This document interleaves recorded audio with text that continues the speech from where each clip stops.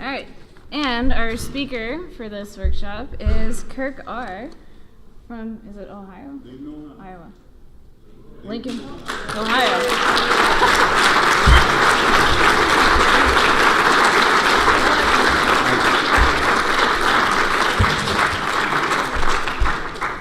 Addict named Kirk. I'm nervous. My heart is beating fast. Look, I was just asked to do this. But what gets me hooked up, there's a prayer in the beginning of the basic text, and that gets me hooked up. And I'm from Dayton, Ohio, and we call it the service prayer. In the prayer they write, God grant us knowledge that we may write according to your divine precepts. I do a derivative of the service prayer. I say, God grant me knowledge that I may share according to your divine precepts. Instill in me a sense of your purpose. Grant me a bond of selflessness. Make me a servant of your will that this may truly be your work. And no addict anywhere seeking recovery need die from the horrors of addiction. And I don't know, that settles me in.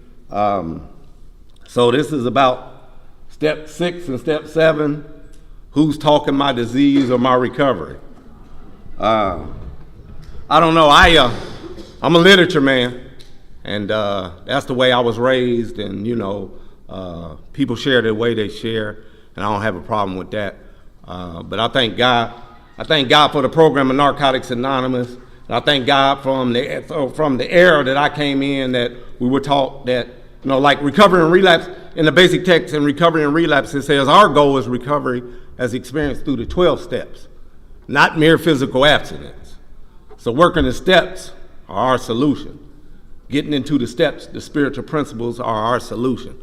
And I thank God I came in that era where they were on the steps and doing step work. I don't know. I love recovery. I've always been. Look, my clean date is August 23rd, 1991.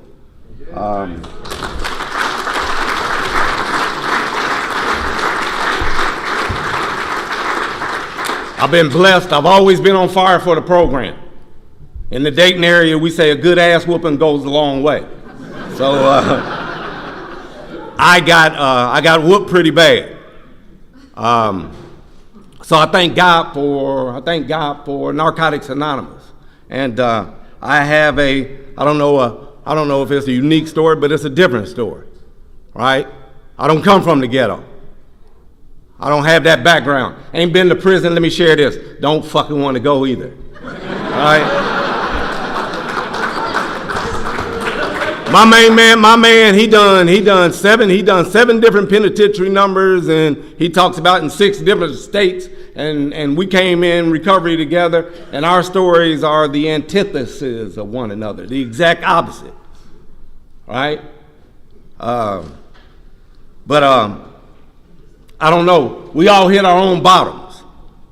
So, I mean, which one has talked to me? My disease or my recovery? The fact is, both talks to me. That's the reality. See, I have a disease. Look, the basic text said we have a disease that tells us we don't have a disease. This is how cold-blooded this thing is, right? I have a disease. I have a spiritual malady, a spiritual sickness, right, that I can't even see it. So we say in our area, know your disease, right? You got to know your enemy. I got to know where I come from. So like I say, look, I don't have a ghetto story. My father, a black man, had a civil engineering degree from the University of Dayton in 1954, right? So we all have our traditions talks about being thrust together. So we all have our unique and own story. Right, so I thank God. I thank God for the program. I don't know, man. I've always, like I said, I've always been on fire. I've always had a lot of gratitude. I've always been all in. I've always been all into the program, and the program has changed my very existence. Basic text talks about a fundamental transformation in step 2. So God changed my very existence. Recovery and relapse says it'll change your inner motivation. What the program has done for me, right? So I don't know. I hit bottom. I hit bottom, and I hit bottom hard. Even with my story, I still hit bottom hard. In the end, I always share this. In the end, I live with my ex-wife and her boyfriend in their basement. How far down do you got to go? Right?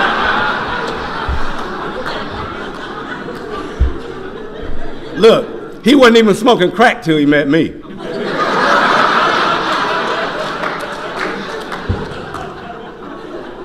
The basic text say we form strange habits and mannerisms. I don't know about y'all, but that's some strange shit to me. And I got okay with it, right? I got okay with it. Something's wrong with you, right? We say if you're sitting in a Narcotics Anonymous meeting, especially on a Saturday afternoon, Saturday evening, something bad happened to you. People just don't come to NA to chill. Something happened to us, man. And so, you know, my story is, look, I always share this. I tried to graduate from a 2-year college from 1976 to 1991. Yeah, I tried my best.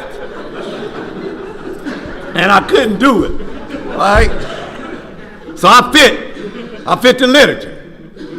Like the basic text talks about. And I always quote the literature because it's become a step working guy says, we want to make the steps, and we want to make the principles. In the preface, it talks about we want to make the principles a fundamental part of who we are, right? Step 1 says we want to make the principles of step 1 a fundamental principle of who we are, right? Well, fundamentally, I want Narcotics Anonymous to change my life, to change my very existence. And he did, right? I'm telling you, God did. And I ain't talking about no religious God. I believe in a step 2 God. Right? Step working guy in the step 2 talks about we are not concerned here in step 2 with theological elegance or doctrinal adherence. All we want is something that works. How do I not get high? Because I came in here seeking the absence of pain. I wasn't talking about spiritual principles and none of that. I just wanted to get my life back together. Right? Because I remember begging God. But I have a disease.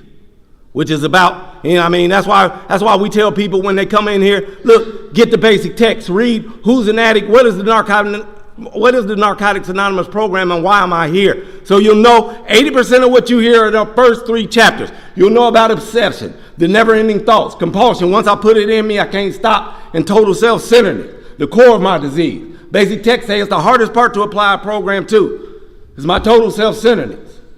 I need to know my enemy. Otherwise, how am I going to combat something I don't know? So I thank God for the program. I thank God for the fundamental transformation. I thank God for, look, I have a reverence for Narcotics Anonymous. I have a reverence, man. I mean, a place reserved for honor. I thank God for those who blazed this trail. Because I was one of those desperate dying addicts. So I thank God for this program, man. Look, our literature say the addict today is more fortunate. For the first time in man's entire history, a simple way has been proving itself in the lives of many addicts. It's available to us all. This used to be a dream. People couldn't meet like this. We couldn't meet like this years ago. So I thank God for those, man, who told me about Narcotics Anonymous, told me about working steps, told me about it'll change your life. Right? And it did. Right? Even with a disease. Basic text say we can go to bed with problems unsolved. So if that's true, and spiritual principles are never in conflict, then right, I can negotiate the path of recovery, right, with problems unsolved. I ain't got to understand the program. All I got to do is listen to what people tell me. Right? I ain't got to understand this program for this program to work. That's the beauty of Narcotics Anonymous, man. That's the freedom that I was looking for. I was raised in the church. It didn't work for me. Our literature say it was insufficient. Not that it doesn't work, it just didn't work for me. So I had to make peace, right? There's a couple of steps in the step working guide. In the first step, it asks, have you made peace with the fact that you're an addict? Have you made peace with the things you need to do to stay clean? Or do you dread a lifetime of meeting attendance, sponsor contact, and step work? So I didn't dread that.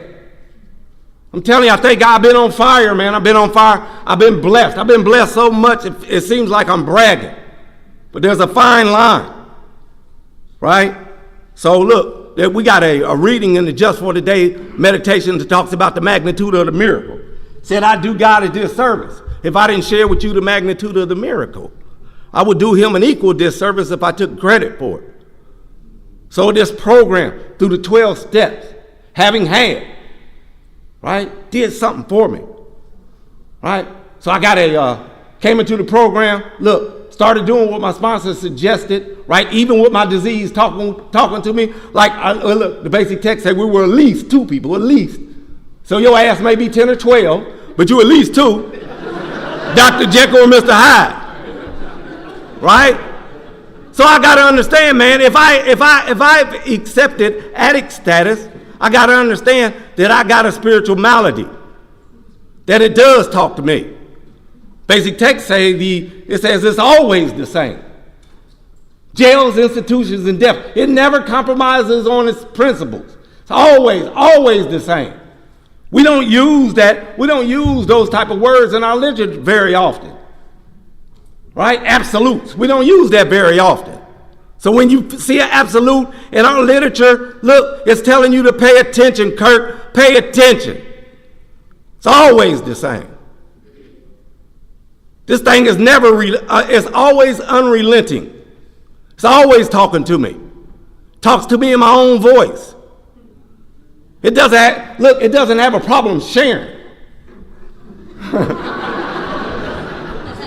My sponsors say, look, the disease, he used my head as a meeting venue, as a venue spot, and won't even let me share.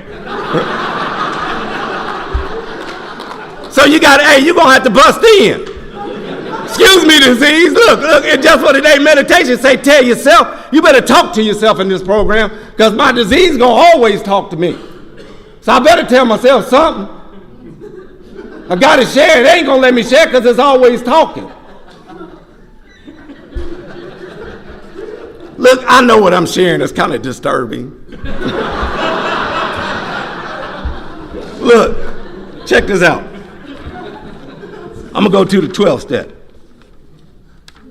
It says, we try to carry this message. Many of us recall the first time we heard these words. You never have to use again if you don't want to. For many of us, hearing this message was shocking, right?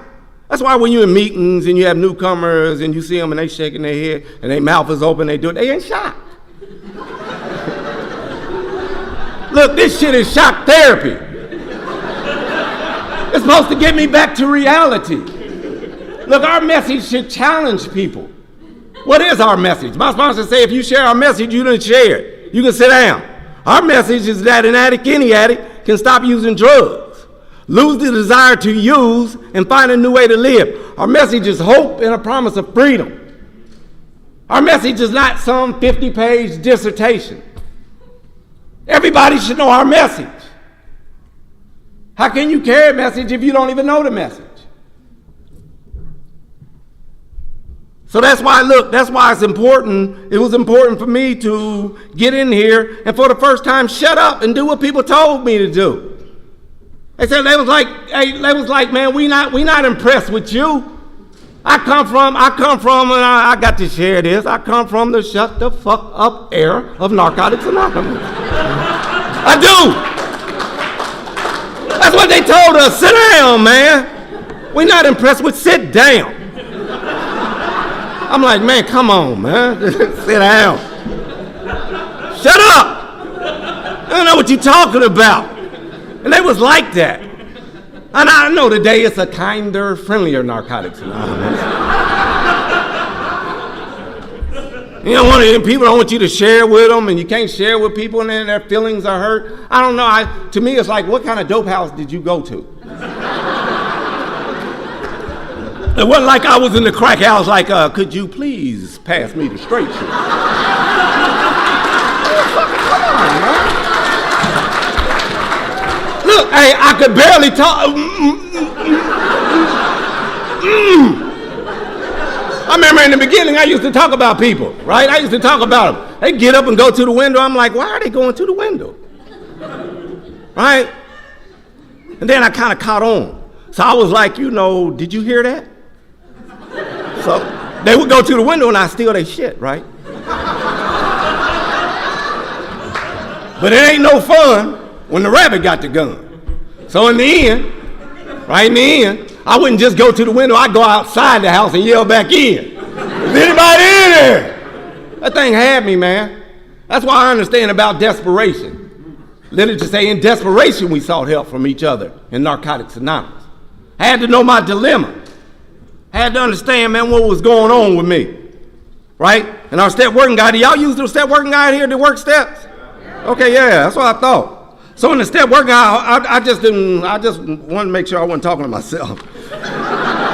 In the step working guide, right, it's a hitting bottom, despair, and isolation. It's one of the italicized sections in there. In the first step, hitting bottom, despair, and isolation. Look, it says it's a place we must pass through. Right? It say all the lies, all the rationalizations, all the illusions fall away as we stand face to face with what our life had become. I had to get a reality shot. I had to stand face to face with what my life was for the first time. Right? To me, Narcotics Anonymous and what they taught us, hey man, this is about responsibility. You got to be responsible, man. Stop it. They was talking about grow up. That's why they was telling us these things. You don't know nothing. My first 3 jobs in Narcotics Anonymous, I got fired from. Always got something to say. They be talking to you and I get fired. They be like, we wouldn't even talk to you. Get your shit and get out of here. So my thing was I blamed it on the white man. 400 years of servitude and all that old bull, right? I tell you, Narcotics Anonymous, man, take away all the excuses. I worked for a black company. The owners was black, the equipment was black, the roaches was black. They still fired me. Get out of here. So we talk about in our literature, either grow up or die. The triangle of self-obsession, one of our informational pamphlets, talks about we've been given one last choice, one last chance. Either grow up or die. Kirk, take responsibility. You ain't in the 3rd grade no more. Stop it. This ain't about nobody but you. Come on, man. They was like, come on. If you want to get better, look, work the steps. They told us the 12 steps will change your life. Work the steps. So having had a spiritual awakening, talking about working the steps, right? The only way you can be a good sponsor if you're a good sponsee. This ain't about talking. We're not impressed with your talking. You see, we done seen people come, we done seen people come back and swear, I ain't never gonna get high no more. Just come and get a white key tag. You know, I ain't gonna never get high no more. And tears just drop. Look, we'll cry on cue. Tears just drop out their eye. 2 days later, they in another meeting get another white key tag. We're not impressed. It says our message is meaningless unless we live it. I've always been able to talk. There always was this diversion between my walk and my talk. I could never walk my talk. Narcotics Anonymous did it for me. Telling you what happened. Even with Dr. Jekyll and Mr. Hyde. Even with the low self-esteem, even with the dialogue in my head. You can't do it. You're not good enough. This ain't working. Right? Especially the feelings and emotions, because we deal with feelings and emotions on a deeper level in Narcotics Anonymous. I was emotionally immature. I came into the program, I was 32 years old, almost 33, right? And God changed my very existence. I got an associate's degree, got a bachelor's degree, got a master's, an MBA, a master's in business administration with a focus in business economics, graduated summa cum laude, right? We say in the States, lottie-dottie, we like to party. Right, that 2-year school that I couldn't get out of, I ended up teaching economics down there. Basic texts say it can't adequately be explained. Most people don't even understand what we talk about in here. The level of degradation that we went to, the lows we went to. And God wiped that all away. And again, I ain't talking about no religious God. I'm talking about the God that stopped me from getting high. That God. Now you can go on from that point, but look, we fiercely defend your right to the God of your understanding. We defend that right. You got the absolute right to find that God. It's none of our business to tell you who that is for you. Right? We allow people to come too. 11 steps say you can either go one or two ways. You can go to the God of your childhood or a complete different opposite direction. Step working God. Whichever way you want to go. Look, my step working guide look like this. Because I work steps. I take people through the steps. I believe in step work. I sponsor a lot of people. We believe in step. I got sponsees who've got sponsees, who've got sponsees, who've got sponsees, who've worked the 12 steps. We believe in step work. I believe in taking people through the steps. Why come into a 12-step program and not work the steps? That's ludicrous. That's idiocy. Is that a word? Idiocy. That's a verb. Idiocy. Huh? So I mean, look, I believe in helping people, man. I believe in like what they did for us. Come in here, sponsorship. Believe in sponsorship, right? Look, you got to be able to share. This is about sharing. This is about getting out of those secrets, getting all that stuff out of you, anything that's in you that you were scared to share about, right? That you said you will never share about. This is about sharing. I didn't understand that. When I first came in and they were talking about sharing, I said, what is this sissy stuff here? Sharing? What is that? Who does that? Right? And then, thank God that y'all allowed me to, because they just said, keep coming back. Right? And then kick me out. Now I understand what they talk about. Basic text said we share for this reason, so that the fear slips away. Right? The triangle of self-obsession talks about anger, resentment, and fear. Right? Fear is the base of the triangle. All character defects come up out of the triangle. So my resentments are my reaction to the past, anger is reaction to the present, and my fear is the reaction to the future. Sponsors say you're a time traveler.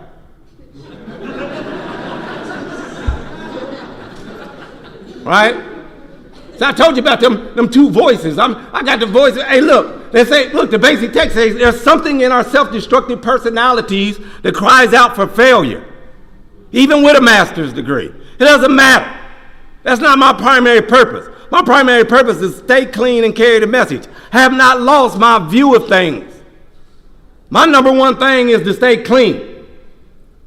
I'm sharing with you my experience, strength, and hope.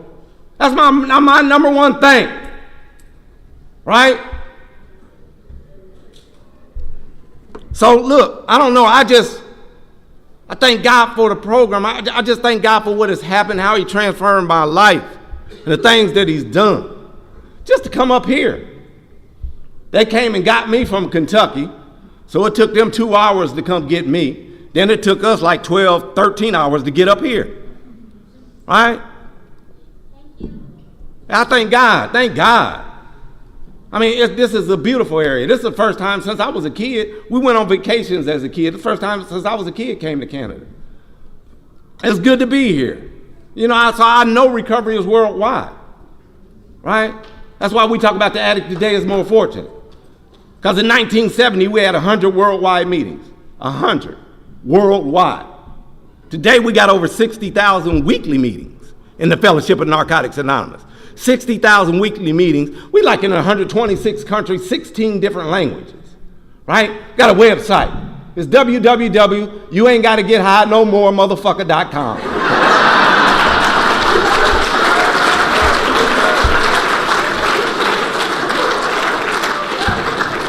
Okay, I lied. It's www.na.org. Same difference. So I thank God. I'm just telling you, I thank God for the program. I thank God that, look, people took interest in me. They told me, man, come on. Like I said, I'm a quarter horse. I look good coming out the gate, right? So it ain't about what you say. Look, in Living Clean, the journey continues. It talks about we live our way into better thinking. We don't think our way into better living. It ain't what you think. That ain't the solution. The solution is spiritual in nature. If it was thinking, if it was intellectual, I would have had it a long time ago.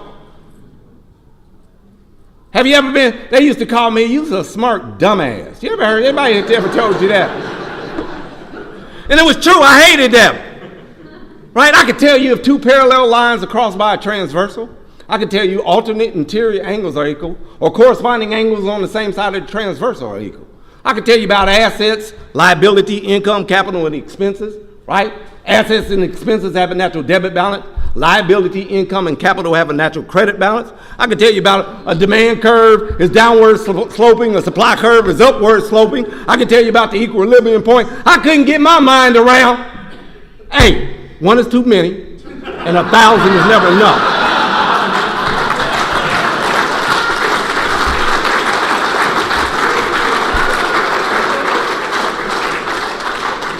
That's why they told me to shut the fuck up and sit right there. It was like, hey, if we want to find out how to put some more chairs in this room, or how to get a couple of more cups of coffee out the coffee pot, we'll ask you. Otherwise, just be quiet. It saved my life, I'm telling you. Shutting up will save your life. When my bosses in them talk to me today, there's no rebuttal. Kirk, can you? Yes. I don't even know what they say, yes. Even if it's stupid, yes, I'll do it. Because I've always been one of those dudes, man, that I had to let you know what I knew and how I thought it was better. You know what I mean? Idiocy. Talking about the disease of addiction. I'm talking about that thing in me. Look, the step working guide, it's so rough, it calls it a something. It don't even name it. It said there's something in our self-destructive personality. There's something, it don't even name it. Because we don't even know what the hell it is. It's just here, it's around there. But it's something. If you believe if you made peace with the fact that you're an addict, if you made peace with the things you need to do to stay clean, am I an addict? I got to make peace with that. Got to make peace with that. Look, you can be free. I never had the wherewithal, the intestinal fortitude to stand in front of people and share. I was always so scared. I was always so conscious of what you thought about me, right? Until I came into the program. Something about the program. There's something about the spiritual principles.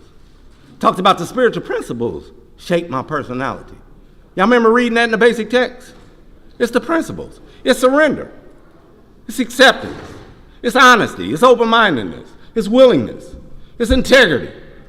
These things shape my personality. By practicing them, they shape who I am. Then they begin to set patterns in my life. That's why we work the steps. That's why we go through the steps. If you go through the fourth step talks about patterns. It's the patterns in my life. Fourth step working guide, and it works how and why, says so we lived a sort of half-life. Never going through the motions, but never being fully alive. We accepted life by default. A half-life. I was half-stepping. I could never be fully free. And the steps freed me up. I mean, there's relative freedom in here. You can't just do anything you want to do. Because a few people I would definitely knock off. So you can't do everything you want to do. Some things you got to practice principles with, because they got a place for you. So it's relative freedom. But it's the freedom to be able to live your life and be the person that you are, what God meant you to be. And that's what the steps did. They freed me up. So I was able to do that. Right? So I spent 30 days in treatment. I spent a year in a homeless program. And I spent 9 months in a halfway house. 2 months later, I had an associate's degree. I got out of the homeless program and was still homeless. I can't brag about nothing. I can't even brag about the willingness. Basic texts say, when we became beaten, we became willing. You can't even brag about the willingness. Almost had to die to become willing. Come on, man. That's why they had to get our attention. Be quiet. Sit down. Let the program work in your life. Work the 12 steps. Try something different. Try something that you haven't tried before. Like shutting up. Following directions. I'm talking about all the way to the end. Follow directions all the way to the end. Look, hey man, I don't mess with my sponsor. When my sponsor tell me to do something, I do it. You in trouble, you the smartest person you know. So he has me working steps. Look, I've been through the 12 steps a number of times, and we start back over. I drive from Dayton to Cincinnati to do step work. I asked him to sponsor me. He didn't come up to me and say, I'm going to sponsor you. I went up to him and asked him, I said, man, would you please sponsor me? I need help. And he said yes, and I thank God he said yes. So I believe in the program, man. I'm telling you what it'll do. It'll change your very existence. We got one promise, and that's freedom from active addiction. That's enough. Because I remember the days when I couldn't stop using. You remember those days? I'm talking about the day before you got clean. Do you remember them days? You got to be able to go back, because if you don't know what ran you in here, anything will run you out of here. Living Clean, the Journey Continues talks about the package.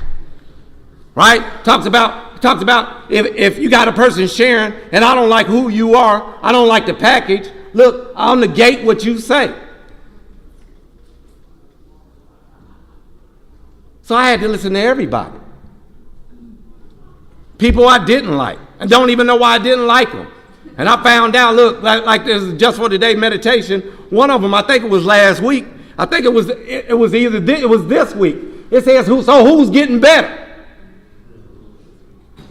All right, I'm the only one to read Just for Today meditation. Right. Y'all like, what the hell is he talking about? So who's getting better? And it's me. My ideals, my attitude, my behaviors, all that changes because of the step work, because of working steps, because of doing service work. Always done service work in Narcotics Anonymous, still do service work. Program chair for the Dayton area. I'm program chair for the Dayton Area Service Committee of Narcotics Anonymous. Our convention here, there you go. This is one of those cheap advertisements, but here you go. July 2016. This is one of our pre-convention t-shirts.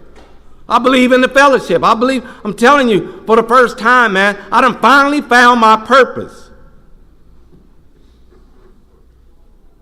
Right? Living Clean, the Journey Continues talks about from desperation to passion. Let me read. Desperation to passion. I love that chapter. It says, NA offers us a path, a process, a way of life. The work and rewards of recovery are never ending. We continue to grow and learn no matter where we are on this journey.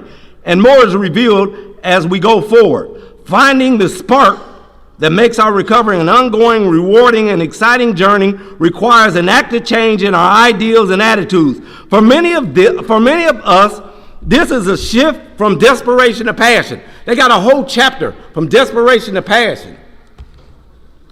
So how do I go from a desperate dying addict to a passionate addict, to an addict on fire? I've been all in. I put everything on the line, and it's paid off in spades. I ain't never took nothing off. This ain't a bet for me. I've always been all in, man. It's because of the whooping I took. I went down far enough. I don't need to go no further. And I thank God for the benefits that I've been getting from working this program. We got one promise, but many benefits. I found a woman who wanted to marry me. Ain't that something? Been married before, right? So when I was talking about being a time traveler, I've been married before, right? My first wife cheated on me. But look, I come from a family, look, I'm a square. My father's a square. My mother was a square. We lived in a square house. Your ass is a square. It's okay to be who you are for the first time. It's okay to be who you are. You ain't got to prove nothing to nobody. I didn't have no game. When I was in active addiction, I was in the way. Right? It wasn't like I got busted and I got busted with keys. When I came up in here, I had a plastic bag. It wasn't like the feds were taking houses and stocks and bonds from me when I came in Narcotics Anonymous. We say in the Dayton area, take the cut out your story. Tell yourself your story slowly. Take the cut out your story. What really happened to you? I was a bum. I lost it all. I was embarrassed. I didn't come from that type of family, from that type of background. I was embarrassed. I begged God, come on, man. Please don't let me live like this. Please, God. Please, I begged him. But I got a cold-blooded disease. I got this thing that talks to me. Right? I remember being in treatment. They told me to mop the floor. And I told them, do you know who you talking to? I just begged God, begged them to get in. I think I might have had 8 days in that daggone place. They said, yeah, we do. If you don't get that mop, look, it didn't take long for me to come to. I kept a mop with me. Matter of fact, they started calling me Mop at the end. Come here, Mop, come here. Yes, sir.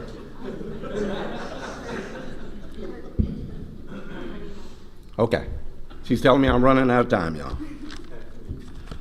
All right. I want to thank y'all. Thank the Ottawa Regional Convention of Narcotics Anonymous for asking us to come and share our experience, strength, and hope. I really want to thank you guys. It's been an honor. Look, man, it's changed my life.